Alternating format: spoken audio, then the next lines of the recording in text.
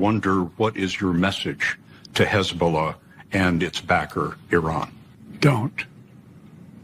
Don't come across the border. Don't escalate this war. That's right. Don't. As President Biden said, just don't. Exactly. One word. Pretty straightforward.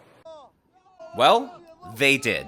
As you can see on your screen, Iran attacked Israel earlier today. They fired over 180 ballistic missiles against Israel. Now, the United States does have a naval force overseas in the Middle East, and apparently the United States did work in tandem with Israel to intercept the vast majority of these missiles, but many, as you can see, did hit their targets.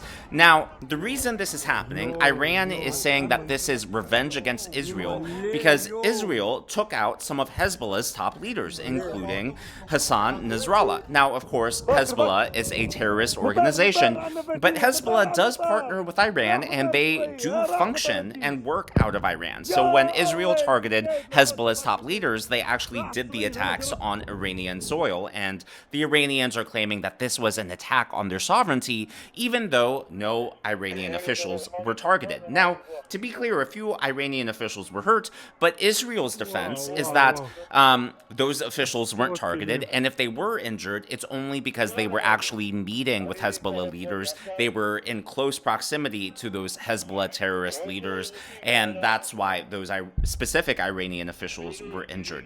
Now, what we're seeing here is the fruit, the rotten fruit, but the fruit nonetheless of the Biden-Harris administration, the fruit of their doctrine, so to speak. Of course, when it comes to foreign affairs, we have the Bush doctrine, the Trump doctrine, and the Harris-Biden doctrine has resulted in chaos all over the world. And in fact, Kamala Harris went on MSNBC, she blasted Donald Trump, and she made it clear that her doctrine would be different.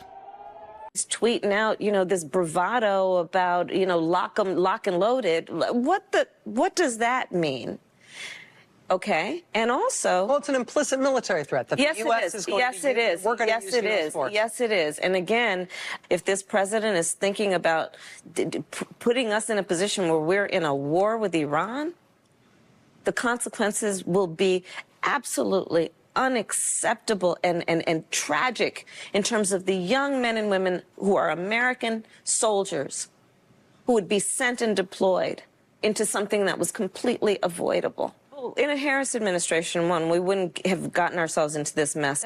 Oh, we wouldn't have gotten ourselves into this mess. I don't know about you guys, but to me, Kamala Harris has done a very poor job of distinguishing and separating herself from Joe Biden. Not only has she failed to separate herself from Joe Biden, but she, of course, is hiding from the press. She's not doing any hard-hitting interviews or press conferences to really answer what the Harris doctrine would be, how she would, handle foreign affairs from the Oval Office. Of course, we all know that Donald Trump provided peace through strength. And, a lot of people didn't like Trump's rhetoric, his mean tweets, but his tweets, in a sense, were a deterrence. Just take a look at this. When Trump was president, some friendly health advice to Iran. If one American is killed, I will hold Iran responsible. Think it over. If Iran wants to fight, that will be the official end of Iran. Never threaten the United States again.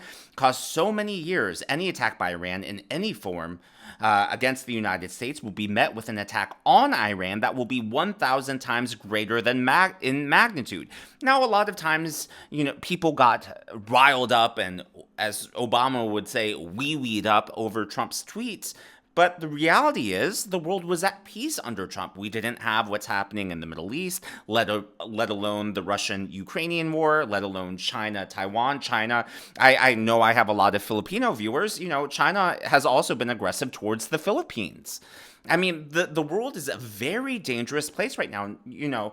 People might not have liked the mean tweets, but they did serve a purpose in showing that Trump was serious, he was a strong man, and the results, the fruit, speaks for itself. We had peace under Trump, and now, think of this. It's October 1st. We have the attack on Israel. We have inflation. We have the port strike, which started today. We have crime in major city. You can go down the list. I mean, in any normal year, any one of these would be an October surprise, and yet, we're just supposed to go about our days as if this is normal. Another Trump tweet to Iranian President Rouhani: never ever threaten the United States again, or you will suffer the consequences, the likes of which few throughout history have ever suffered before. We are no longer a country that will stand for your demented words of violence and death. Be cautious. I think foreign countries definitely took Trump at his word. They took him seriously because you never knew what he was going to do. And that was the thing about Trump, too. Even though you didn't know what he was about to do, you did know that he was a man of his word. Of course, he kept his campaign promises, specifically, building the border wall and trying to get that done. Now, what we're seeing with Iran attacking Israel can be directly tied back to the Biden-Harris administration. According to the Wall Street Journal, Biden gives Iran another sanctions break. Here, they reveal in U.S. foreign policy on autopilot in that first paragraph. On Wednesday, we learned the Biden administration is imposing sanctions on another Israeli while it reissuing a sanctions waiver. In other words, lifting the sanctions that lets Iran access more than $10 billion in frozen funds. So essentially, giving $10 billion to Iran. Now, just to talk about how out of touch the Biden administration is, and I should call it the Biden-Harris administration because Harris is vice president, and Harris has done very little, again, to separate, distinguish, differentiate herself from Joe Biden. What is her policy? How would her policy be different? Well, last year, September 29, just 8 days before October 7, National Security Advisor Jake Sullivan said that the Middle East was at peace. He, had a lot of faith in it. This was just 8 days before the October 7th attack. And then obviously a year later, we're seeing these ballistic missiles fired at Israel. Talk about an out-of-touch D.C. establishment. Here is Jake Sullivan. Iranian attacks against U.S. forces have stopped. Our presence in Iraq is stable. I emphasize for now because all of that can change. And the Middle East region is quieter today than it has been in 2 decades. That did not end well. Quieter today than it has been in 2 decades. Again, just 8 days before October 7th, then a year later, we now are on the brink, not just of all-out war in the Middle East, but we have no idea which way these dominoes can fall with what's going on there, what's going on in Europe, what's going on in Asia. These dominoes can fall so many different ways and really be the spark, be the catalyst. I don't want to be, over-exaggerating, but for World War III. And I think we ask this question a lot when it comes to the economy. Are you better off today than you were 4 years ago? And when it comes to safety in the streets, when it comes to policing, we ask, are you safer today than you were 4 years ago? Well, we should also ask the same for foreign affairs. Because even though it has the word foreign, which implies maybe overseas, but that directly affects all of us, whether or not we're in a war, whether another nation attacks us, whether another nation, sanctions us or tries to play some economic warfare game. We are so spoiled because until the Biden-Harris administration, we had 4 years of peace under Trump, and now it's just all unraveling. What really scares me about Kamala Harris is, not only has she failed to separate and distinguish herself from Joe Biden, but when she's been pressed on Israel, which of course is an ally, and of course is one of the few avatars for what it means to be Western, what it means to be a Western civilization, Kamala Harris nodded along with an extremist and failed to correct her on the accusation that Israel is somehow carrying out a genocide or ethnic cleansing. Take a look at Kamala Harris and pay attention to her face. Pay attention to her nodding. Kamala Harris is in damage control mode after this exchange with a university student earlier this week. There were funds allocated to continue backing Israel, which hurts my heart because it's an ethnic genocide and the displacement of people. And I think that the people have spoken very often in what they do need. And I feel like there's a lack of listening, and I just feel like I need to bring this up because it affects my life and people I really care about's lives. Harris responding in part, Glad you did. And again, this is about the fact that your voice, your perspective, your experience, your truth should not be suppressed. and it must be heard.